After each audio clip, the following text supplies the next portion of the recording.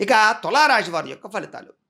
అయితే ఈ వారం మీ గోచార గ్రహగతులు చూసుకున్నట్లయితే కనుక కొంచెం మిశ్రమ ఫలితాలు కనపడుతున్నాయి. కొంచెం జాగ్రత్తలు ఎక్కువ తీసుకోవాలి.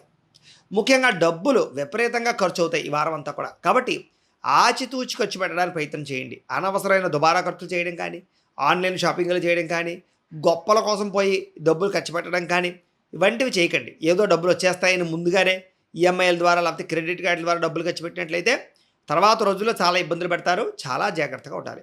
ఇంకా పెట్టుబడులు పెట్టేటప్పుడు అది ఎందులోనైనా సరే ఆచితూచి వ్యవహరించండి. వ్యాపారాల్లో పెట్టుబడులు పెట్టినా, షేర్‌లో డబ్బులు పెట్టినా, ఇన్వెస్ట్‌మెంట్‌లు చేసినా, ఏం చేసినా, స్థలాలు కొన్నా, పొలాలు కొన్నా, గృహాలు కొన్నా, ఏం కొన్నా కూడా ఒకటికి 10 సార్లు ఆలోచించి పెట్టుబడులు పెట్టడానికి ప్రయత్నం చేయండి.